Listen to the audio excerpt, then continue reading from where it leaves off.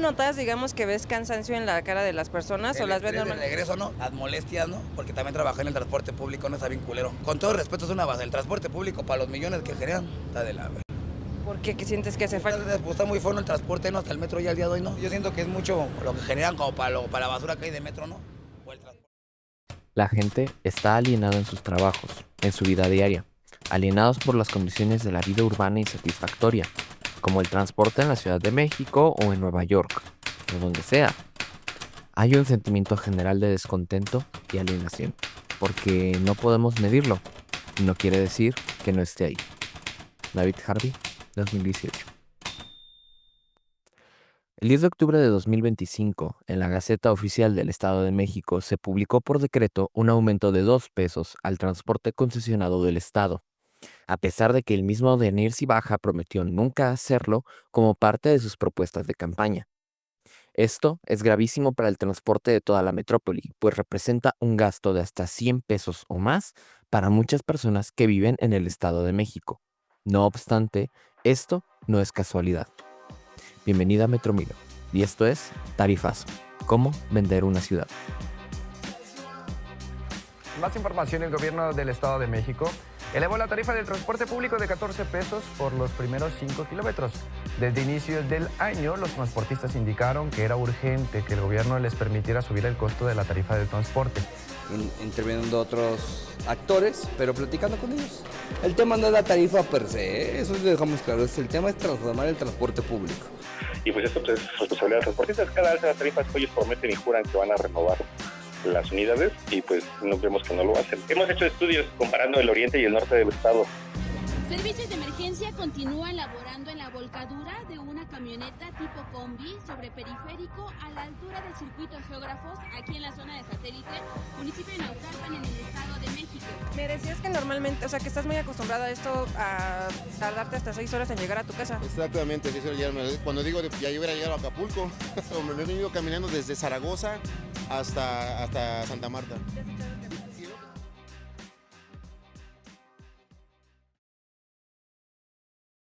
Parte 1. La Ciudad de México también es el Estado. Históricamente, la Ciudad de México y el Estado de México se han encontrado tan cerca geográficamente, pero muy distantes políticamente.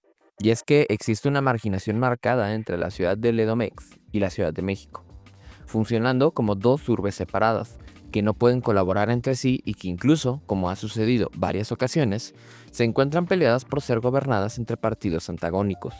Y esto es un grave problema que podemos ver de forma muy tangible en el transporte metropolitano, existiendo CEMOVI y Citramitem, dos sistemas apartados entre sí, Metro y el ahora muerto Metromex, Metrobús y Mexibús, Cablebús y Mexicable, RTP y RTM.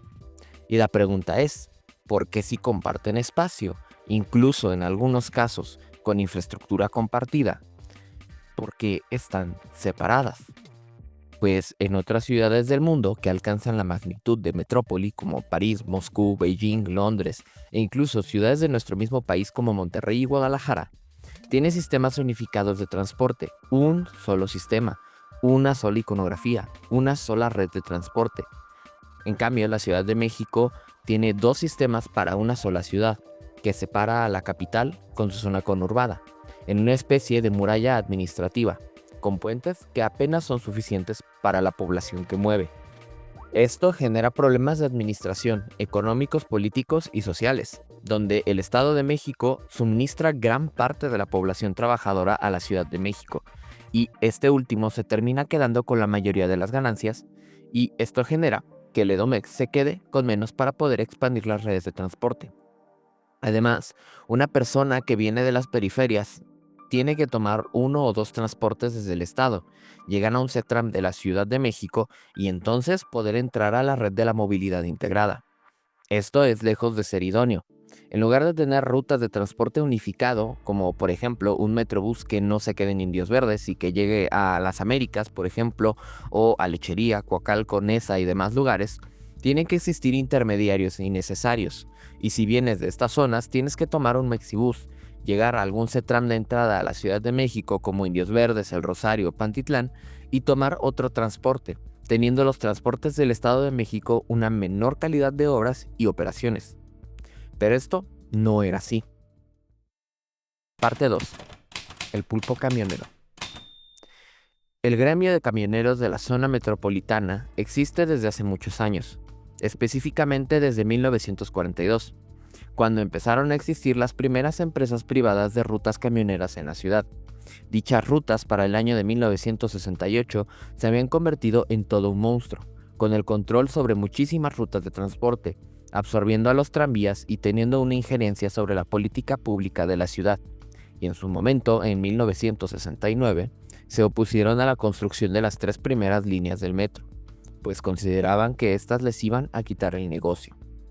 Se tuvo una cierta paz con negociación gubernamental, la cual podía tener un mayor control sobre estos gremios, así como conciliando su utilidad y planeación de derroteros con el sistema de transporte colectivo, hasta que en 1981 se amenazó con disolver transportes concesionados, y esto se terminaría haciendo realidad, creando Ruta 100, un organismo gubernamental que monopolizaría los transportes por camión. Durante sus primeros 5 años, Ruta 100 lograría consolidarse como lo que muchos llaman la época dorada del transporte de la Ciudad de México y su zona conurbada. El metro se expandía, el tren ligero era construido con más líneas a futuro en mente, incluso llegando al Estado de México, y todo ello era alimentado y operado por Ruta 100, teniendo una operación coordinada y armonizada con el metro, con más de 4.000 kilómetros de rutas y teniendo paraderos en todas las terminales importantes del metro, con unidades de calidad y servicios frecuentes. Pero si estábamos tan cerca del cielo, ¿qué hacemos en el infierno? Pues para 1989 ocurriría la huelga del Ruta 100 y con ello se terminaría el sueño. La exigencia de la huelga era simple: un aumento de 100% del salario otorgado a los conductores y otros trabajadores. Y sí, suena descabellado, pero tomemos en cuenta el contexto histórico, pues nos encontramos en 1989 y la crisis de 1982 y 1985 habían generado niveles de inflación y alzas de precios importantes. La respuesta de reacia del gobierno era clara: un no rotundo. Esto frente a políticas de austeridad de gasto público y recortes presupuestales.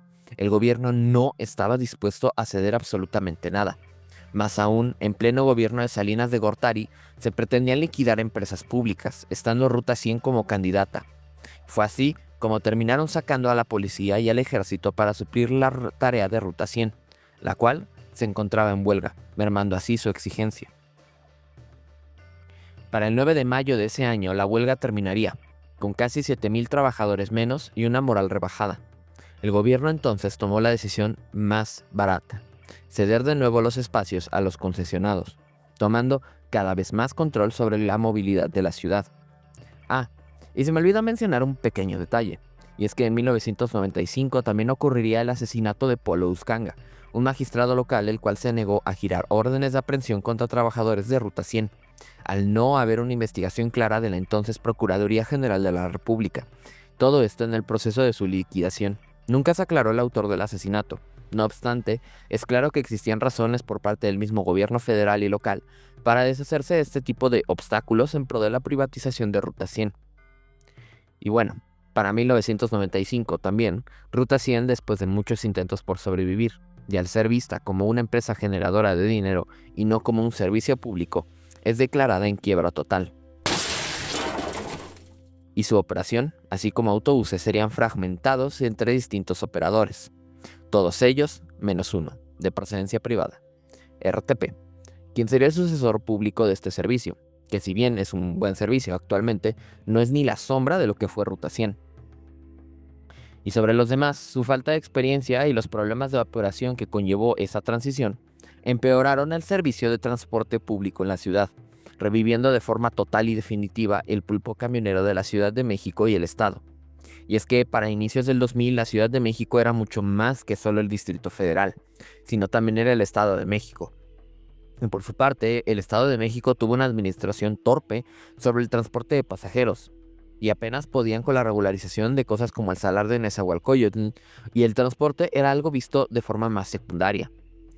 permitiendo que tanto en Ciudad de México como en Estado de México especialmente existieran los nuevos y más fuertes que antes pulpos camioneros.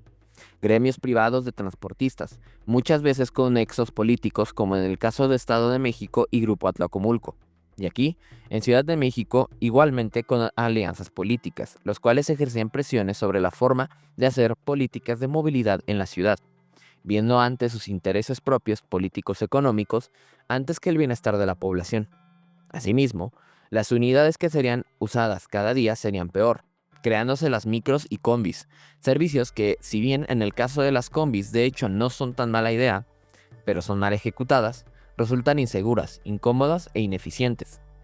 Para nuestros años más recientes, estos pulpos camioneros no solo controlan micros, sino también al Metrobús, Mexibús y Trolebús, ya que durante la construcción de cada uno de estos sistemas se ha tenido que negociar varias veces con estos gremios para darles partes de operación a conductores de estos transportes. Y si bien se les ha ofrecido en algunas ocasiones volverse parte de los organismos semipúblicos como Metrobús y Mexibús, estos los han rechazado, queriendo mantener su carácter completamente privado. Y se ha intensificado más con cosas como el Trolebús a Chalco y el Trolebús elevado, el cual tuvo una larga historia de negociaciones con estos gremios del pulpo camionero. Parte 3. La situación actual. Actualmente, este grupo tiene completamente secuestrada a la Ciudad de México y el Estado, mayormente al Estado, puesto que su falta de rutas de metro que cubren esta zona de la ciudad generan que su poder sea mucho más intenso. Asimismo, su participación con Grupo Atlacomulco les dio muchísimo poder político, negociando ahora con el nuevo gobierno, que, prometiendo acabar con esto, se sienta a negociar en mesa larga con todos estos gremios del pulpo. Y la situación es mucho peor, ya que no solo es el transporte, sino que hay colusión en forma del crimen organizado, narcotráfico y demás operaciones ilícitas con el control sobre las rutas del transporte.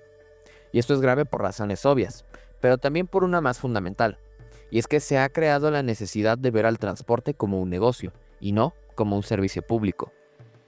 Y es que el transporte no debe ser visto como un negocio, nunca será redituable, salvo algunas excepciones, pero eso no debe ser su objetivo. El transporte es un servicio público, como el agua, la luz, la seguridad, y sus ganancias no se ven en el servicio como tal, sino en sus efectos. En el caso del transporte público hablamos de la salud mental, el tiempo de trabajadores y estudiantes, la productividad, la rapidez en la movilidad, entre muchas otras cosas. Son ganancias sociales y también económicas que el transporte no lo ve directamente, y eso no significa que no deba invertirse en transporte público, sino todo lo contrario. Igualmente, estos pulpos camioneros se han convertido en gremios que amenazan al mismo bienestar de la población, y sus conductores no necesariamente son la culpa de esto, puesto que cuando hablamos de pulpo camionero, nos referimos a los dirigentes, no a la base trabajadora, ya que estos últimos sufren de igual manera las consecuencias, y son las decisiones que toman sus jefes los que afectan a ellos, salvo algunas excepciones, pero esto es la generalidad. Y el tarifazo del Estado de México, y ahora el inminente tarifazo de la Ciudad de México con su bloqueo que está sucediendo a día de hoy, demuestra que el gobierno actual, lejos de importarle el transporte público y el bienestar como bien que usan el eslogan, tiene como prioridad negociar con viejos gremios políticos, muchas veces violentos y que tienen un interés contrario a la población, otorgándole concesiones, permitiendo tarifazos y mermando cada día más el transporte de las periferias de la ciudad. Todo esto en detrimento de la población trabajadora y estudiantil. Parte 4. ¿Qué hacer? La solución no es simple, pero la dirección sí, como debería de ser. Y como en otras ciudades del mundo, se debería hacer el transporte público de camiones de forma conjunta entre el Estado de México y la ciudad. Un sistema metropolitano de transporte de pasajeros, algo así como un RMTP, el cual opere rutas que realmente lleguen al destino de las periferias, teniendo una administración amplia y centrada en el bienestar social, antes que la ganancia privada directa.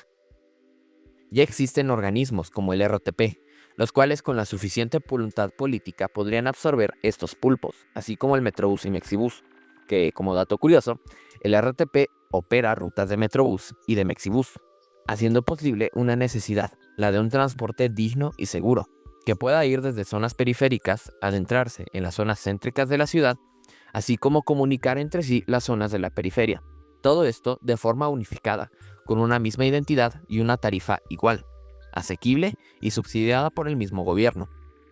Y esto se ha sumado a las exigencias de los pulpos camioneros, los cuales alegan que el costo por persona en el transporte concesionado ya alcanza los 16 pesos.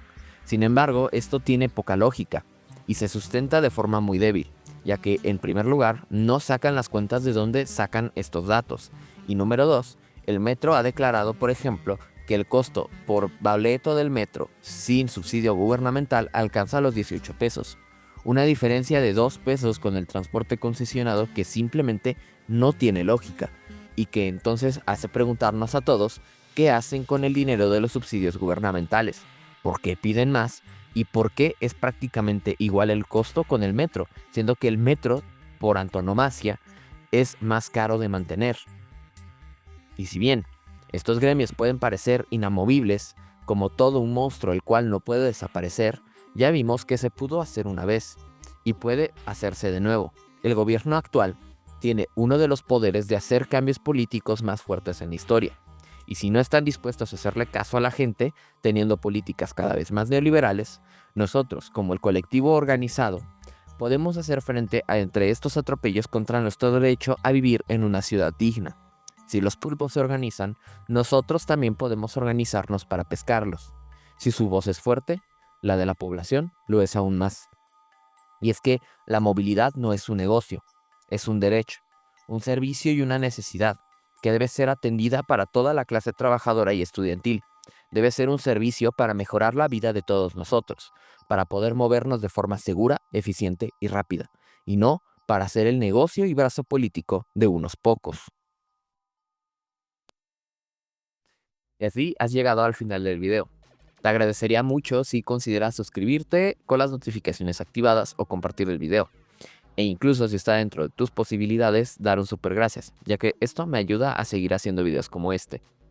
Y de igual forma, una disculpa por no haber subido video, ya que casi han llegado los 2 meses desde el último video que subí y no había tenido tiempo para poder hacer otro video. Sin embargo, este tema era tan urgente que no podía no hacer un video al respecto. Espero que de igual forma les haya gustado el rebranding del canal, ya que, pues bueno, esto es un nuevo logo que hice yo mismo y que, la verdad, a mí me gustó bastante. Y espero que a ustedes también. Por último, también dejaré las redes del colectivo de una mejor movilidad, ya que este colectivo está buscando justamente hacer frente al tarifazo del Estado de México y de la Ciudad de México.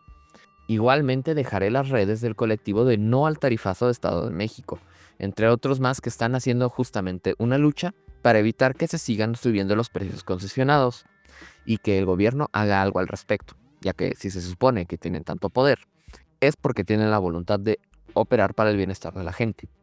O bueno, eso deberían de hacer. Sin nada más que agregar, hasta pronto.